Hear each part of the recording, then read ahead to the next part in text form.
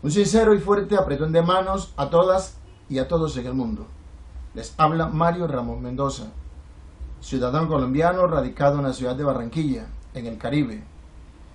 Hoy quiero expresarle mi punto de vista sobre el proceso de paz que desarrolla el gobierno nacional con la guerrilla de las FARC. Soy activista social, promociono la palabra, la lectura, y creo que es importante y conveniente de que también dé a conocer lo que es mi parecer en torno al proceso que se está desarrollando. Hoy quiero ratificar algo que hemos dicho, y es de que nosotros, la organización 11 de noviembre o 11-11, no somos un grupo ilegal, no aspiramos a ser un grupo armado. No vamos a utilizar la capucha, vamos a hablar sin ella. Hemos dicho que cuando usamos la capucha, la marimonda, es por coherencia con el discurso, porque queremos reivindicar toda la creatividad, toda la cultura, toda la tradición que encarna el pueblo del Caribe. Esa es la razón por la cual utilizamos la marimonda. Hoy no la vamos a utilizar, pero sí queremos que ustedes nos permitan usar este sombrero, una prenda construida, hecha por las manos de los indígenas zenú, etnia a la cual pertenezco, porque tuve la fortuna de nacer y vivir los primeros meses de mi vida en el resguardo zenú de San Antonio, y este es un sombrero que me han regalado, me lo han hecho con mucho aprecio y con mucho cariño. Como ustedes ven, es un sombrero que tiene los colores de la bandera de Colombia.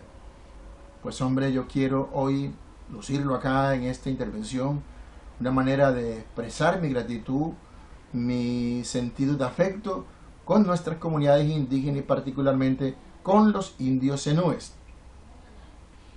Nuestra posición en relación con el proceso de paz es casi la misma que han expresado los demás amigos que han intervenido en este espacio, Familias Unidas por la Paz, donde se comparte la negociación que está haciendo el gobierno nacional con el grupo FARC, donde estamos solicitándole a la vez al gobierno nacional que convoque una mesa amplia de reconciliación con la sociedad civil. En ese sentido, hoy invito a todos los que me están viendo, me están escuchando y que aún no han firmado la petición, la solicitud a través de Abas, lo hagan. Necesitamos recoger más firmas para que nuestra voz sea escuchada. La importancia de que la sociedad civil participe en este proceso. Creemos de que hoy hay una gran oportunidad histórica y que el gobierno está decidido a hacer la paz, buscar la negociación pacífica del conflicto, la salida pacífica del conflicto, y que igualmente la guerrilla de las FARC está también en la misma tónica, que quiere una salida negociada. Eso está claro, estamos identificados con todos los que han intervenido, que me han antecedido y han expresado su punto de vista. Pero tengo mis lecturas particulares, las cuales creo conveniente compartir. En primer lugar, el proceso de las FARC y el proceso de confrontación militar en Colombia hay que verlo en todo su contexto histórico. Ese proceso no nació con el nacimiento de las FARC. Si nosotros entendemos las causas que han generado el conflicto, las razones que han generado el conflicto, que tienen que ver con cuestiones económicas, sociales, vamos a encontrar entonces por qué es necesaria una paz justa, duradera, con justicia social. O sea, no podemos llamarnos engaño y hacer una paz, un simulacro de paz, y que siga la contienda o que siga expresándose la violencia a través de diferentes formas. La FARC nació precisamente el 27 de mayo del año 1964. Ellos no escogieron esa fecha para nacer.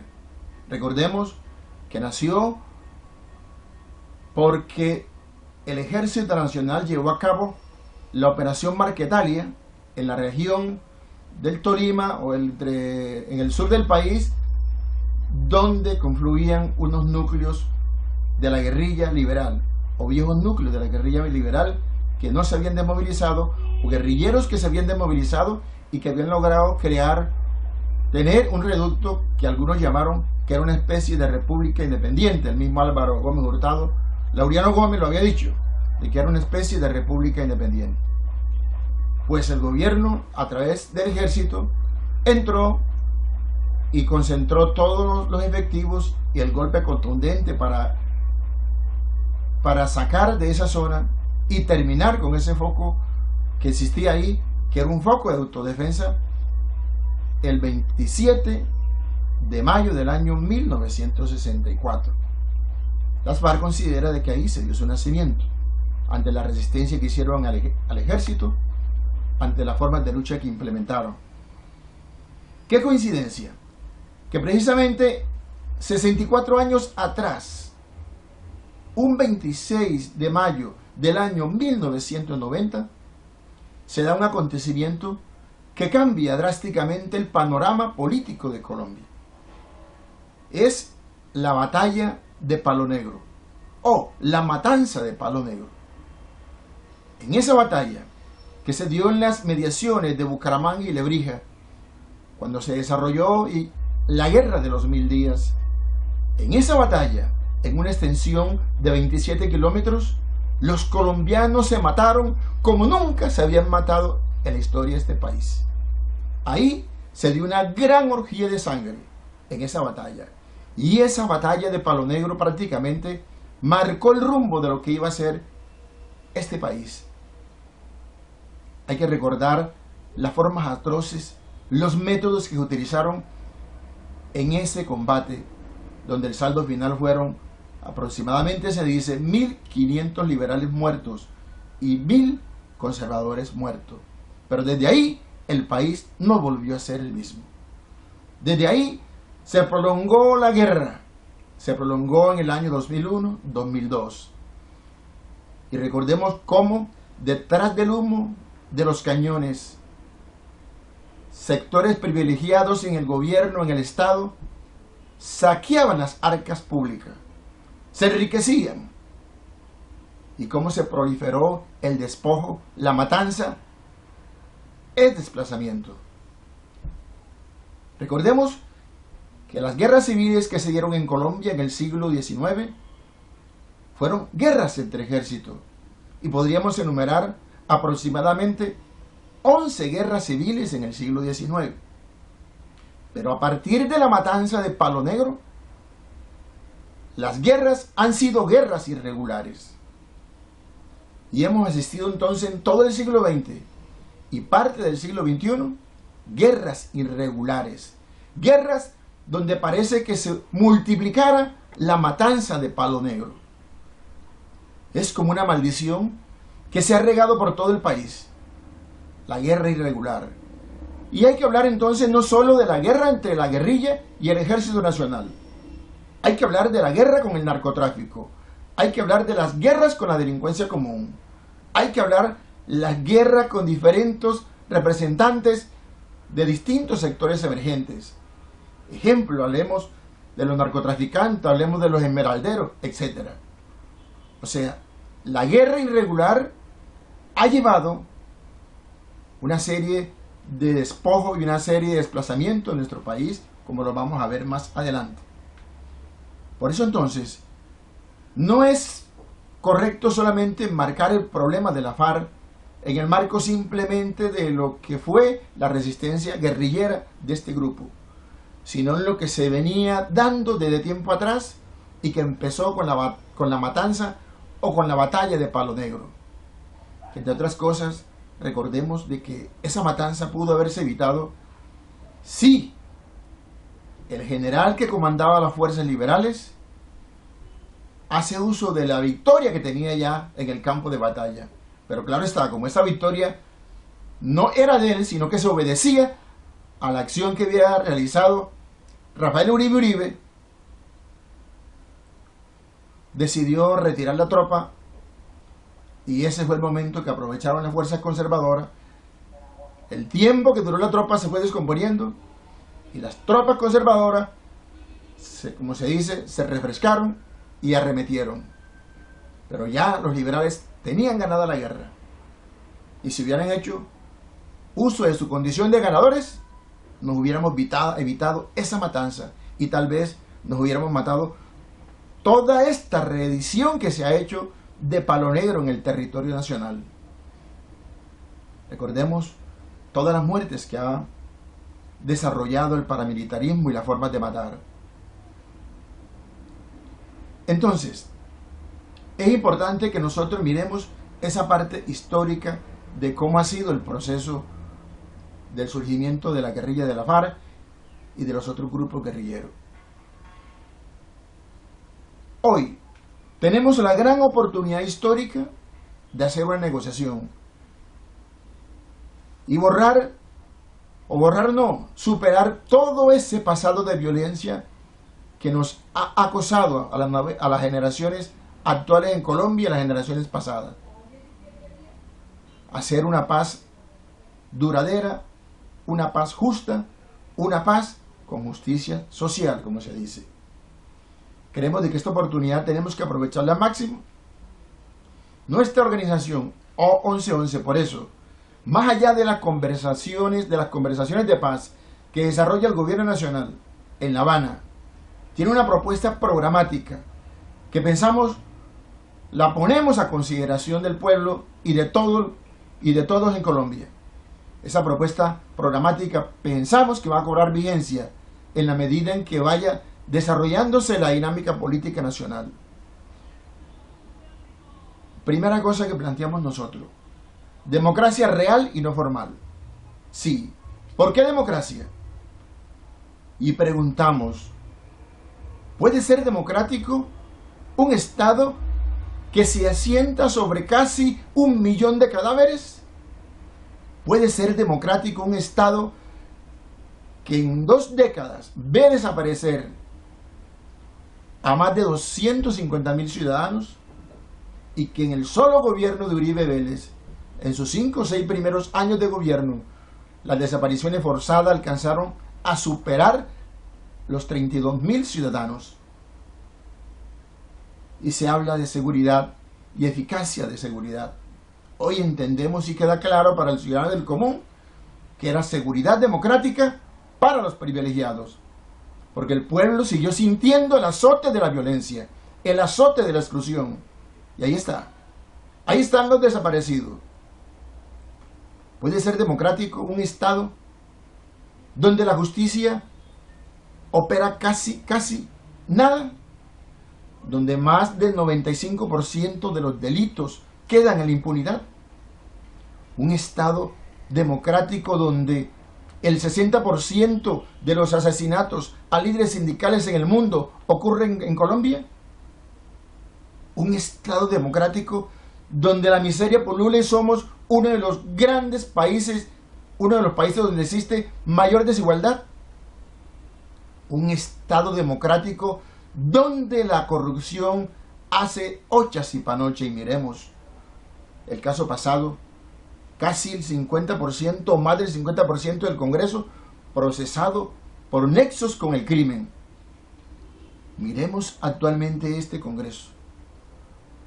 Todo lo que hicieron para meter un proyecto de reforma a la justicia que permitía ahondar la impunidad y favorecer a la clase política o a los funcionarios públicos que estaban siendo procesados.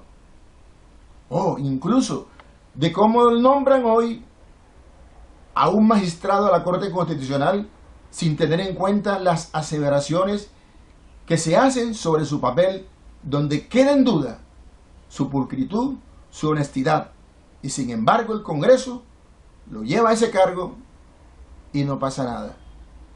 ¿Eso es democracia? No, señores. Nosotros tenemos que recrear la palabra democracia y hacer una palabra real y efectiva. Democracia real. Las elecciones. Nuestro sistema electoral es un sistema anacrónico, apto para la corrupción y para el delito. Son pocas las elecciones que se dan con transparencia. Desde hace años nosotros, a través de la Asociación Colombiana del Electorado ACE, hemos estado planteando la necesidad de una reforma al sistema electoral, una reforma democrática, una reforma moderna, donde el sistema debe automatizarse. Ya se dice de que se van a emplear el voto electrónico, pero solamente para consulta de los partidos y para las elecciones en el exterior. Pero va a seguir operando el voto manual acá. Y ya sabemos las mafias que hay organizadas alrededor del sistema electoral, que son los que quitan y ponen, los que nombran alcalde, gobernadores, representantes, senadores, etcétera, etcétera. Es entonces una consigna justa en eso de la democracia, modernizar, democratizar el sistema electoral. Ojalá avancen las negociaciones en La Habana y se pueda dar un referendo este año y que ese referendo tenga entre sus aspectos ampliar las libertades políticas. O sea, darle más participación a los ciudadanos. Porque así como está planteado con la actual reforma política, sabemos de que los partidos minoritarios tienden a desaparecer y que se imponen los partidos fuertes, y que sabemos que los partidos fuertes mayoritarios funcionan es alrededor del clientelismo, de la corrupción, de la compra-venta de votos. Ese es entonces el primer punto que nosotros consideramos que es importante y que tiene plena vigencia. El segundo punto, decimos salida digna y soberana al conflicto militar y el narcotráfico. Precisamente creemos que las negociaciones de paz es un instrumento, un medio para lograr este objetivo. Cuando decimos salida negociada o concertación o consenso nacional por una salida digna y soberana, es porque pensamos que hay que involucrar al pueblo, que hay que dejar el estigma de la violencia a un lado, pero para ello tienen que darse cambios realmente estructurales. Creemos que la negociación con las guerrillas, el pacto de paz que se haga con ellos, nos abre las posibilidades de avanzar hacia otros factores u otros generadores de violencia. Ejemplo, el narcotráfico, la delincuencia común. Y con ellos habrá que poner también reglas de juego, con el fin de que el ciudadano del común crea en nuestras instituciones, que tenemos un país fuerte, que tenemos una democracia que opera, una justicia que opera, y que ese ciudadano puede confiar en que está resguardada su vida por las instituciones. Pero no lo que pasa hoy, que el ciudadano duda de las instituciones, duda de las autoridades, por todo el sistema de corrupción y el sistema de violencia que ha habido. Porque la guerra ha permitido de que algunos sectores se lucren, se enriquezcan ilícitamente. La corrupción es un gran problema hoy que tenemos nosotros.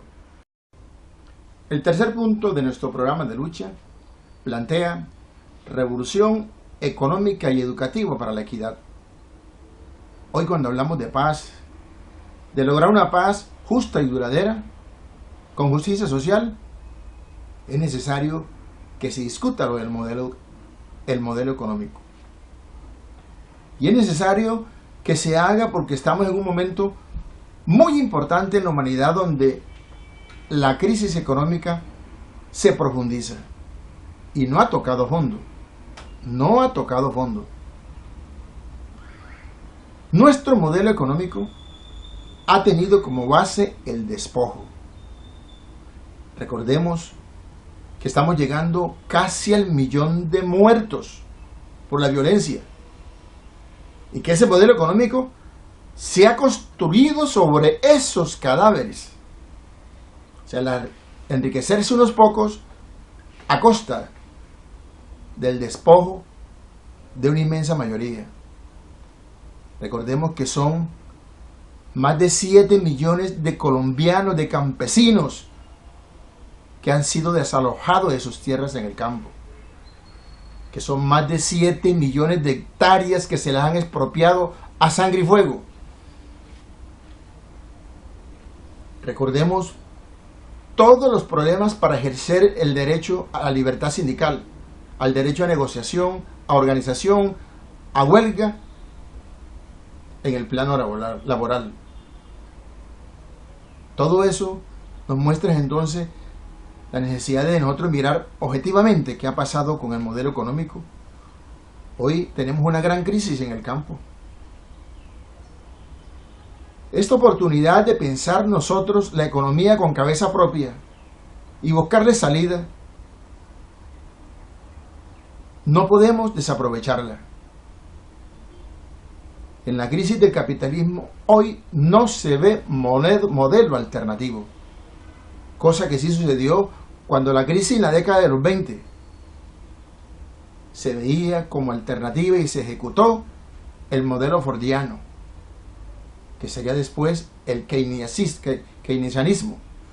En la década de los 70, la crisis encontró el modelo neoliberal, que es el que está vigente y es el que está hoy en crisis, en profunda crisis. Nosotros en Colombia nos hemos caracterizado por ser copistas, copiar todo lo extranjero que nos viene, y eso es un mal tanto de la izquierda como de la derecha. La derecha, que si las recomendaciones del Fondo Monetario Internacional, que si las políticas de determinado país, pero no mirar nuestra realidad concreta y de cómo desarrollamos alternativas económicas y construimos una economía nueva, diferente, para buscar mejorar las condiciones de los grandes excluidos. Son casi 30 millones de pobres que tenemos en Colombia. De esos 30 millones, hay aproximadamente 8 millones que viven en la indigencia.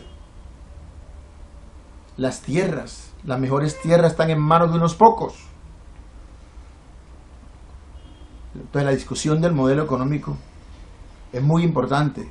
La forma de acumulación capitalista que hemos tenido y lo que podemos hacer para construir una nueva economía. Nosotros, Organización 11, está proponiendo que trabajemos aprovechando el TLC y los distintos TLC por crear un movimiento de nuevos productores, porque es eminente la quiebra de muchos en el plano agropecuario, en el plano industrial. Pero para ello hay que realmente abrirle las posibilidades y las oportunidades a la gente, porque aquí no se puede hablar de iniciativa capitalista o iniciativa privada solo para los monopolios. Hay que hacer que realmente la iniciativa privada sea una oportunidad para todos, o para todo el que quiere incursionar en la producción, y no para unos cuantos, con el fin de lograr hacer una economía más equitativa y una economía productiva, porque también lo otro es de cómo gran parte de nuestra economía también ha residido en la especulación. La educación. Necesitamos cambiar radicalmente nuestro sistema educativo. Necesitamos una educación integral, más vinculada a la vida, nuevos conceptos para lograr hacer un ciudadano del mundo nuevo, construir un nuevo ciudadano para el mundo. Porque la forma en que se ha desarrollado la educación, ya sabemos que lo que nos puede generar es repetidores, personas de poco alcance, porque el sistema está adecuado para eso. Y en los tiempos actuales modernos, cuando tenemos que avanzar en la globalización sin hegemonías, claro está, sin hegemonías, necesitamos de hombres calificados, necesitamos de un recurso humano calificado, y eso solamente lo logramos con la educación. Educación científica, educación integral, educación vinculada a la vida. La educación y nuestro sistema educativo en cierta forma también ha sido un factor desestimulante de la creatividad y de la conciencia nacional. El cambio en educación entonces tiene que ser radical, lo que se ha intentado varias veces y no se ha logrado. El cuarto punto que nosotros estamos planteando tiene que ver con lo de la tierra, ya lo decía. Reforma agraria y restitución de tierra efectiva. Creo que sobre esto ya han habido muchas argumentaciones, el por qué es necesario avanzar en lo de en la formulación de una propuesta integral y que favorezca a nuestras comunidades excluidas. ello lleva incluso a revisar el modelo actual que se tiene, porque no puede ser posible que nosotros le estemos entregando, le vayamos a entregar de las 114 o 115 millones de hectáreas de tierra que tiene el país, le vayamos a entregar 45 millones de hectáreas de tierra a las transnacionales para explotar recursos mineros. Eso no tiene lógica. No tiene lógica. Cuando tenemos un campo empobrecido, un campo en crisis, necesitamos es hacer que la gente vuelva al campo y que lo ponga a producir. Pero si nosotros vamos a aprovechar el campo entonces para explotarlo, los recursos mineros o energéticos, vamos en contravía de lo que tiene que ser nuestro futuro inmediato. En la parte económica nos plantea recuperar nuestra vocación agrícola como país.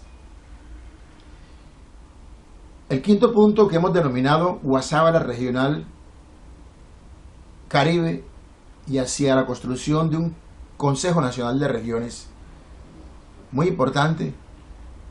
Nosotros pensamos de que una alternativa en la crisis es hacer que las regiones jalonen un proceso que permita la evolución y separar la brecha o acortar la brecha que hay entre el centro y la periferia. Las regiones han estado sometidas por las élites centralistas y han tenido pocas oportunidades. Hay que hacer de que las regiones tengan oportunidades en lo económico, en lo político, en lo social, y que se constituyan como tales. Pero para llegar a eso, tenemos que hacer una reformulación del Estado. Nosotros necesitamos un Estado federal. Necesitamos meternos en eso, un Estado federal, y donde las regiones funcionen como estados integrados a esa federación o a esa república unitaria que debe ser Colombia. De seguro que así vamos a lograr tener mayores oportunidades para salir de la situación de indigencia en que se encuentra gran parte de la población colombiana y la situación de miseria y de hambre, y que tenga mayor oportunidad y que las regiones prosperen y el país prospere. Y caigo al punto final que hemos dicho: Gobierno Nacional Democrático de Transición. En este punto sí quiero detenerme un poquito, porque este punto va a cobrar una gran vigencia en el discurrir político de este país. Fíjense, nosotros planteamos esa bandera el año pasado, en mayo. O sea, tenemos un año que hicimos ese planteamiento. Y éramos muy escépticos con el gobierno de Santos. Muy escépticos. Hoy tenemos que reconocer que en este gobierno de Juan Manuel Santos existen desarrollos importantes. Y creemos que estamos a las puertas de que se concrete eso de un gobierno nacional democrático de transición. Es una gran oportunidad histórica que tenemos. Las situaciones en Colombia han sido pocas en relación con este momento. O sea, han sido pocas las situaciones en las cuales hemos tenido la oportunidad de tener gobiernos de transición. Podríamos hablar en el siglo pasado el gobierno de Enrique Olaya Herrera, que surgió después de la hegemonía conservadora. Ese gobierno, en cierta manera, se planteó ser un gobierno de transición con el fin de sacar el país adelante. Lamentablemente no logró sus objetivos, y digamos de que muchas de sus metas, de sus programas, quedaron en intenciones. Con ello no estamos diciendo de que no fue importante y que no aportó al proceso que vendría más adelante, que es el proceso del gobierno de Alfonso López Pumarejo. El gobierno de Alfonso López Pumarejo podríamos decir que sí es un gobierno de transición democrática, y que es el gobierno que permitió echar las bases de lo que es Colombia actualmente. Las bases, ese gobierno. Y que tuvo esa transición, esa modernización, tuvo un núcleo esencial dado en la reforma constitucional del 5 de agosto de 5 de agosto de 1836. En esa reforma constitucional donde se moderniza el Estado, se le permite al Estado participar en la economía, en el manejo de la economía, regular las relaciones laborales, etcétera, etcétera. O sea, adecuar la superestructura a la estructura, acondicionarlas.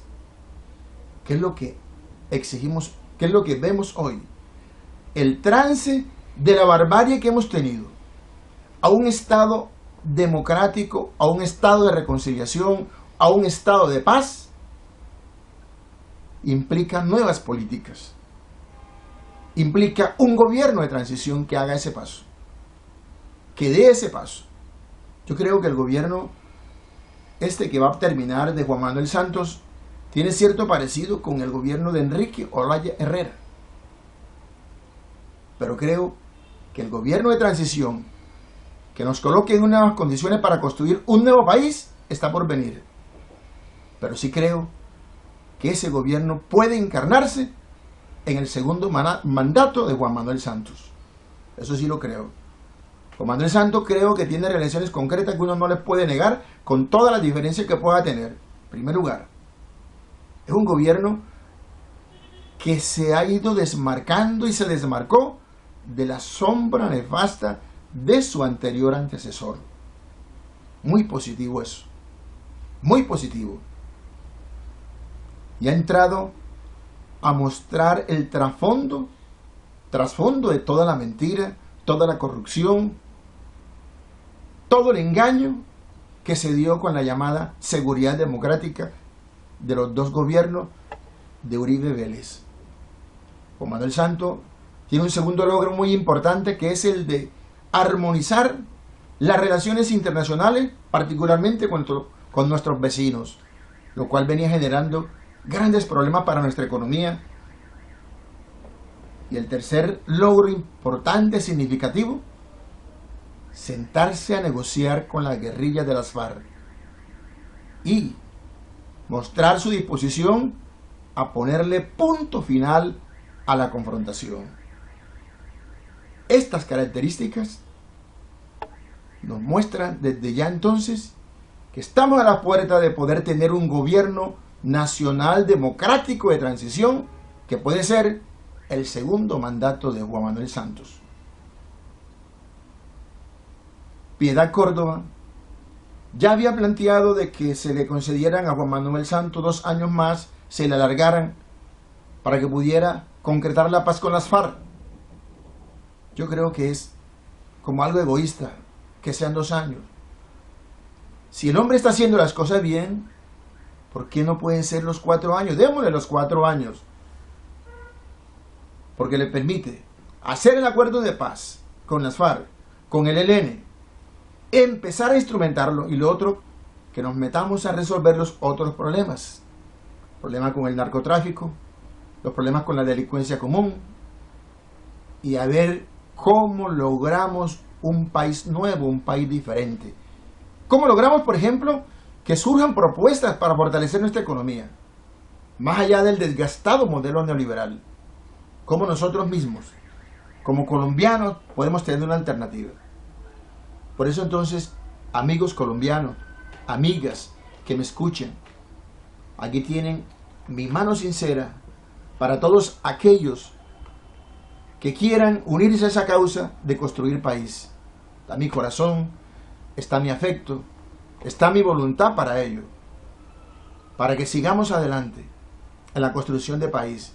Y desde ya nosotros proponemos crear una gran alianza estratégica por la reconciliación, donde quepan personas de distintos credos religiosos, políticos, sociales, personas de distintas condiciones sociales en esa gran alianza. Y propongo incluso un nombre para esa gran alianza: ARCA, Alianza por la Reconciliación Colombia Ahora. Proponemos este nombre para esa gran alianza. Yo creo que ha llegado el momento en que pensemos que podemos construir un país en paz, un país moderno, un país que sea fuerte, que esté en los primeros lugares en la economía mundial. Para terminar, creo que me debo despedir compartiendo con ustedes este poema. Señora Colombia, pájaro de esmeralda y collares de orquídeas que adornan su cuello y caen en su pubis, ante el eterno festival de las flores.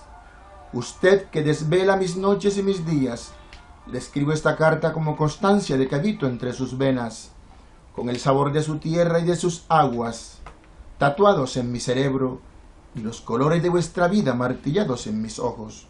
Usted, señora, parada en una esquina de las Américas, ventea sus cabellos verdes azulosos, bajo la mirada codiciosa del zorro de nieve que viene del norte.